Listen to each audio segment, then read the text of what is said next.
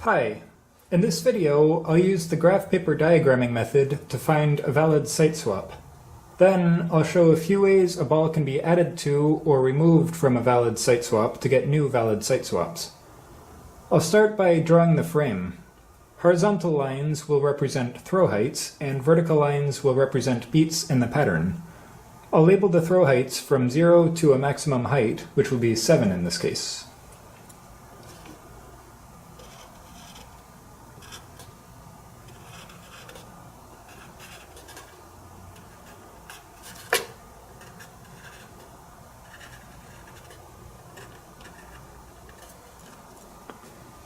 I'll draw a vertical line on the first beat to show where the pattern begins.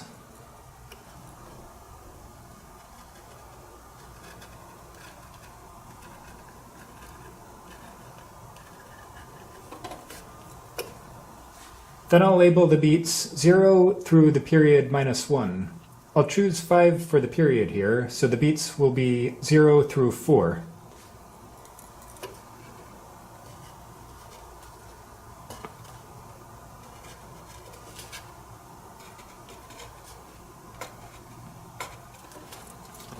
Then I'll add another 0 to show where the pattern begins again.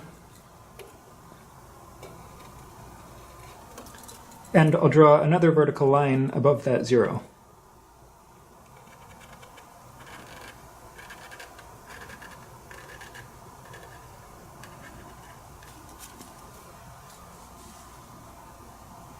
The site swaps I'll cover here will alternate between right and left-hand throws, and no more than one ball will be thrown at a time. I'll add labels of R and L under the beat numbers to show which hand throws on which beat, starting with the right hand.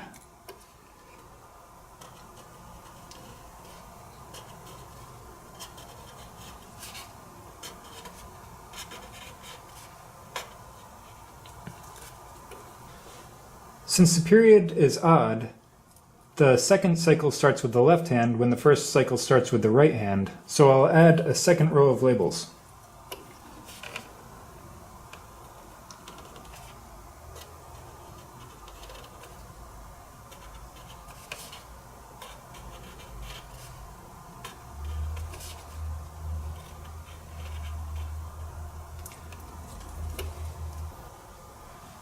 The cycle after the second cycle starts with the right hand, so then the first cycle can be repeated.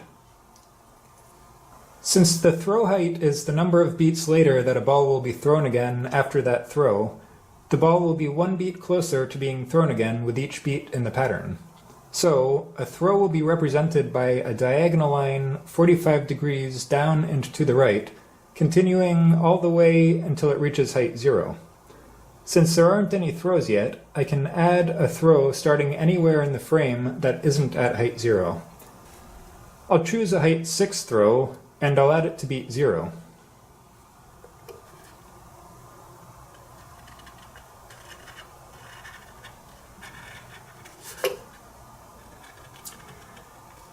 When I reach the second vertical line, I'll draw a small line to the right to show that it continues into the next cycle, and I'll draw a small line from the left to show that it continues from the previous cycle. Then I'll continue, and I'll reach height 0 at beat 1. Now I'll review the rules that need to be followed to have a valid site swap.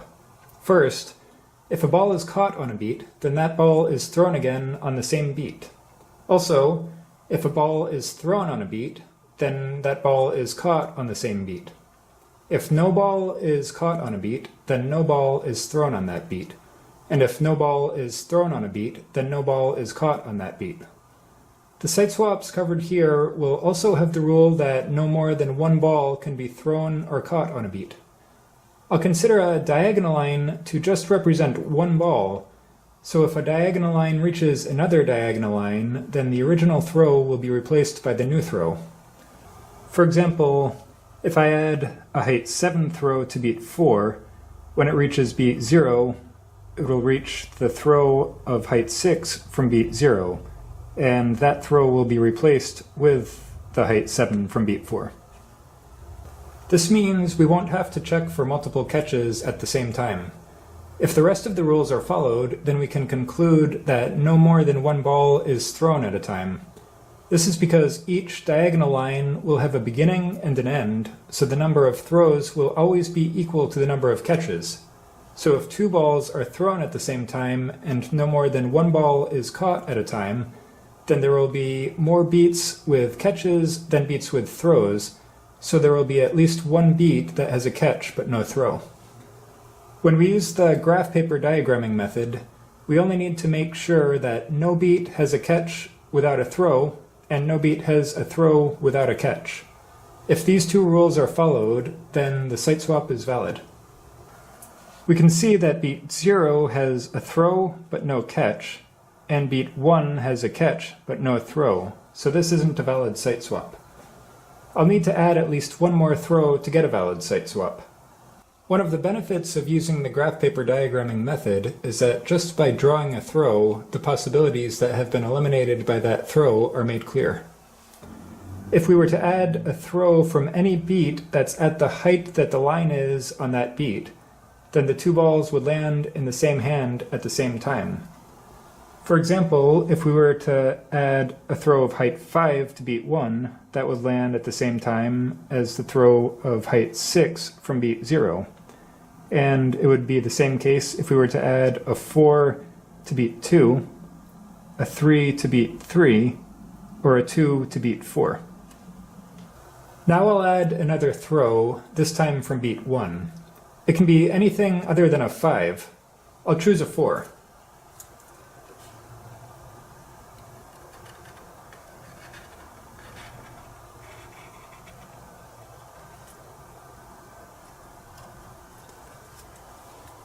This lands at beat 0, so now a ball is caught on beat 0, and a ball is thrown on beat 0.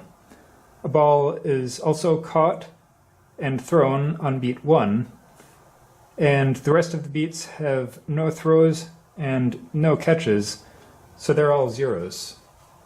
Since no beat has a throw without a catch, and no beat has a catch without a throw, this is a valid siteswap. There isn't much in the pattern now, so I'll add a bit more. On beat 2, I'll add a 1.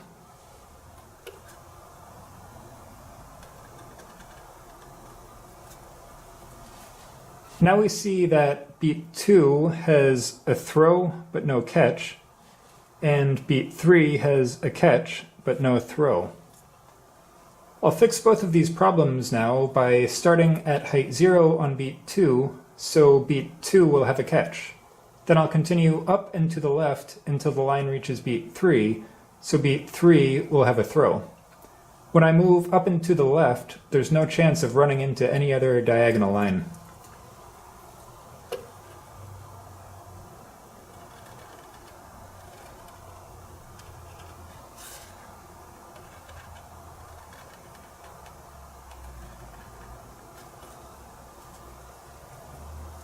Now beat 2 has a catch and a throw, and beat 3 has a catch and a throw, so this is a valid siteswap. Now I want to know how many balls there are in the siteswap. If I look at the column between any two adjacent beats, for example 0 and 1, I can see that there are multiple squares with diagonal lines in that column.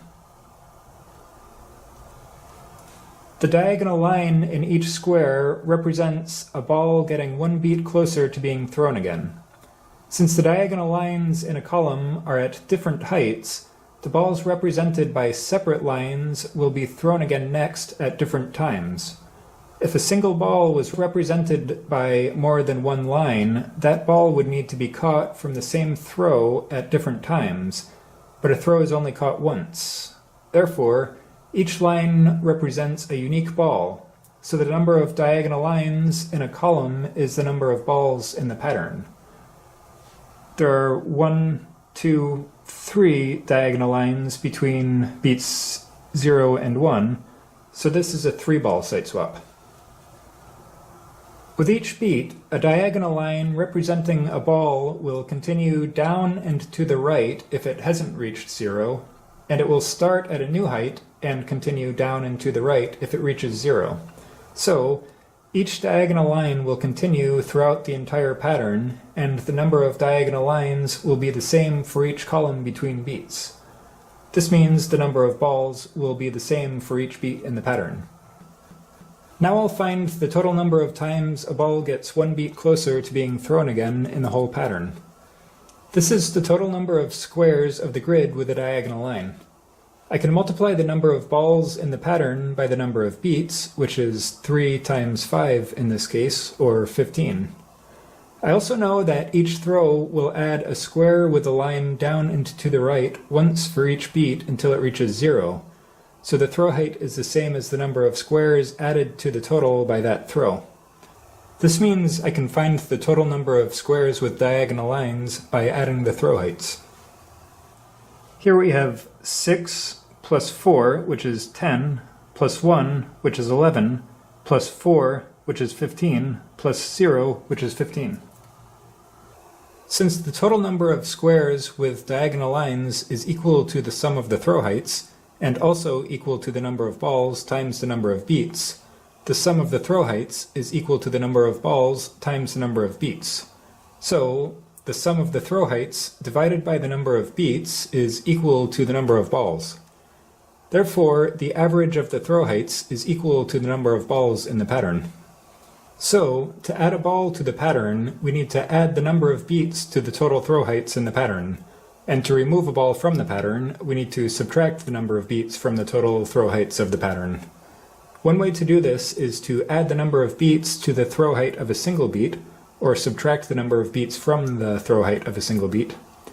Another way is to add 1 to the throw height of each beat, or to subtract 1 from the throw height of each beat. We can only add or remove a ball these ways if no throw height will go above the maximum throw height or below 0. The siteswap we have now is 6, 4, 1, 4, 0.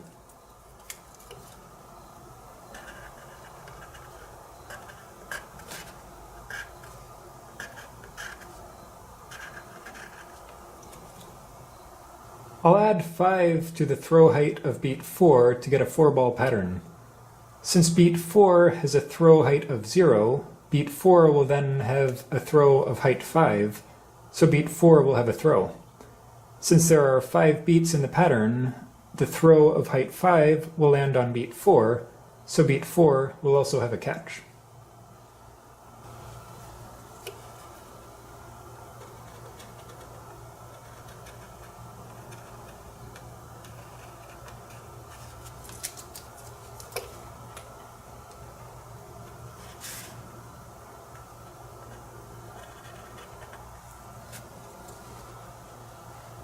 So now beat 4 has a throw and a catch. None of the other beats were affected, so, since the pattern was valid before, it's still valid.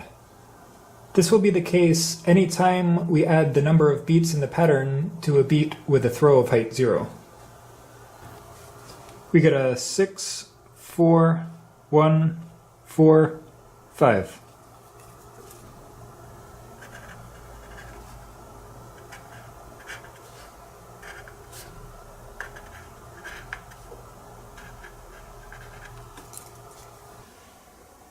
Now I'll subtract 5 from beat 0 to get a 3-ball siteswap.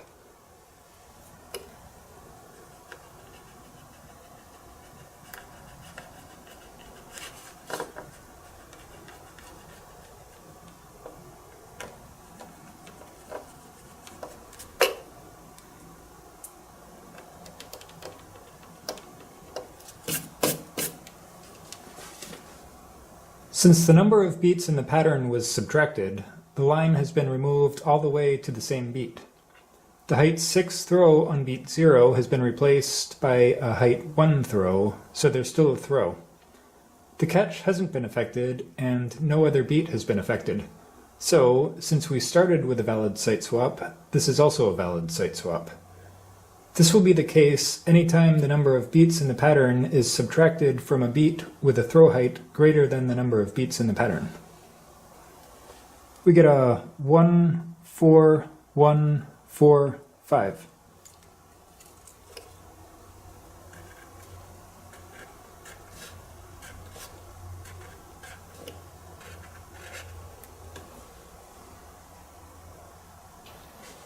Now I'll add 5 to beat 2 to get a 4-ball siteswap.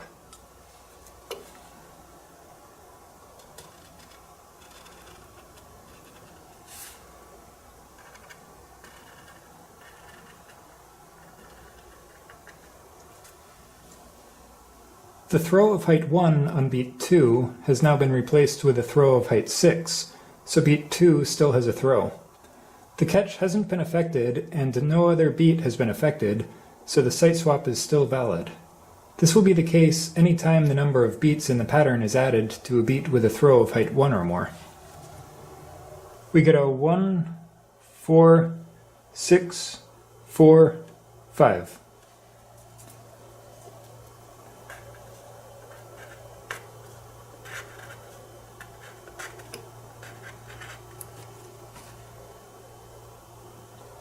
Now I'll subtract 5 from beat 4.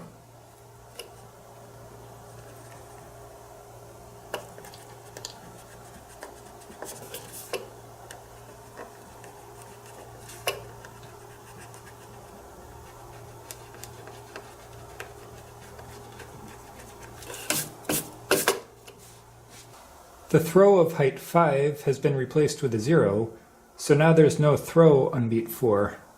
Since the throw had also landed on beat 4 and has been removed all the way to height 0, there's also no catch on beat 4. Since beat 4 now has no throw and no catch, and no other beat has been affected, we still have a valid siteswap. This will be the case anytime the number of beats is subtracted from a throw of a height equal to the number of beats in the pattern. We get a 1, 4, 6, 4, 0.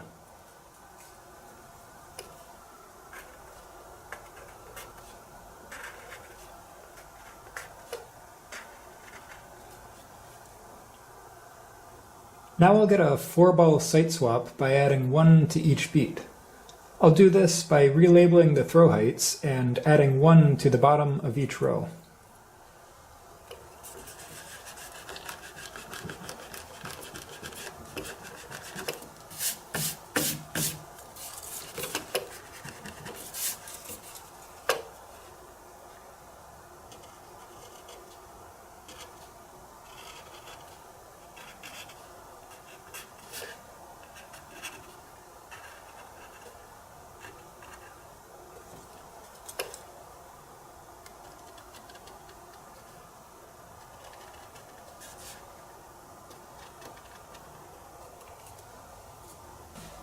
I'll use beat 3 here as an example of a beat that has a throw and a catch.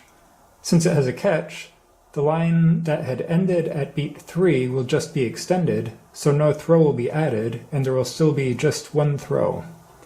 The catch is removed when we extend the line, but the line that was drawn from beat 2 now lands on beat 3, so there's still a catch. This is true for any beat that has a throw and a catch before adding the ones.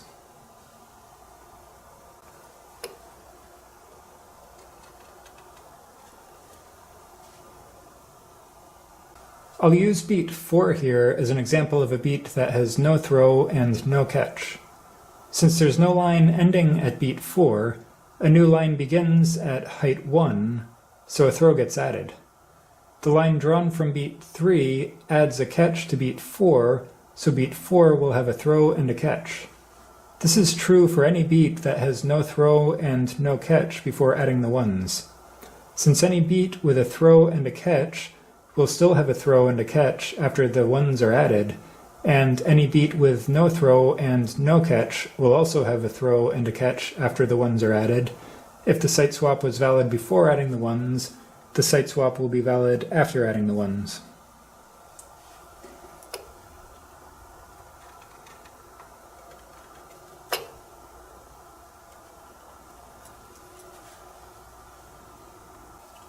We get a 2, 5, 7, 5, 1.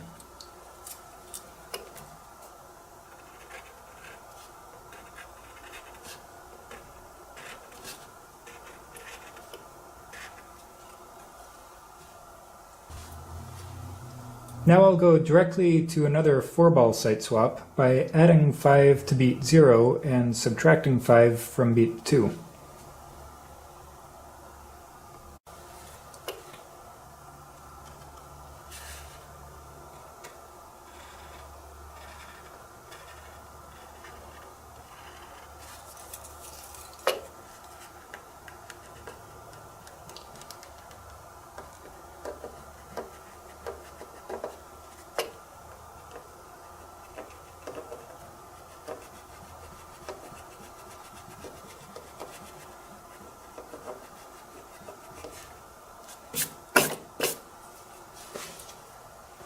we get a 7, 5, 2, 5, 1.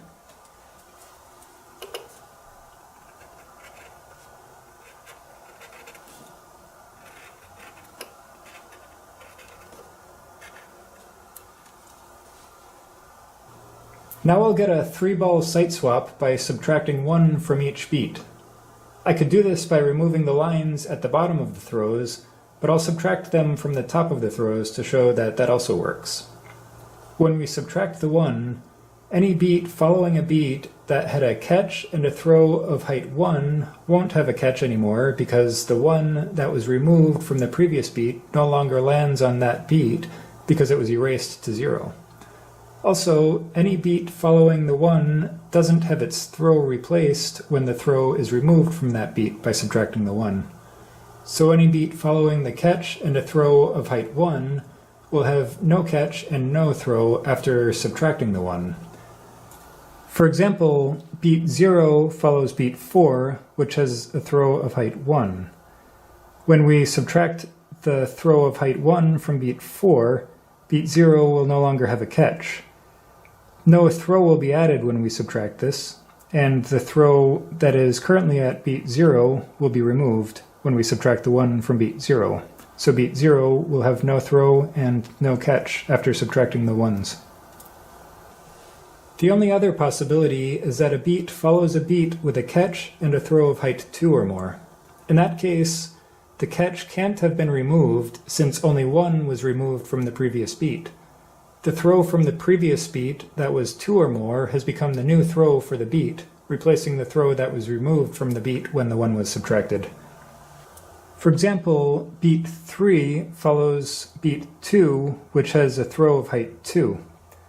Beat 3 currently has a throw of height 5, but that will be removed when we subtract the 1. The throw of height 2 will be removed to beat 3, so beat 3 will now have a throw of height 1 that replaces the previous throw. The catches haven't been affected, so beat 3 will still have a throw and a catch. So, any beat following a beat with a catch and a throw of height 1 will have no catch and no throw after the 1s are subtracted, and any beat following a beat that has a catch and a throw of height 2 or more will still have a catch and a throw after the 1s are subtracted. Therefore, if the siteswap was valid before the 1s were subtracted, the siteswap we get after the 1s are subtracted will also be valid. Now I'll remove the 1 from each beat.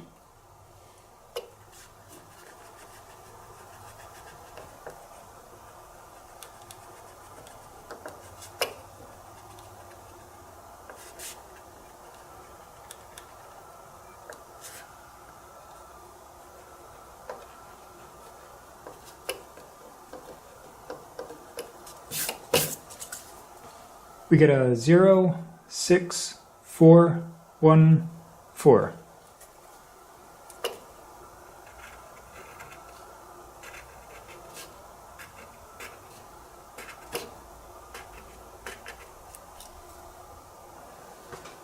If we start on beat 1, we get the 6, 4, 1, 4, 0, which is the same as the first siteswap. This concludes this video. I hope it's helped to improve your understanding of how siteswaps work and why the graph paper diagramming method is useful.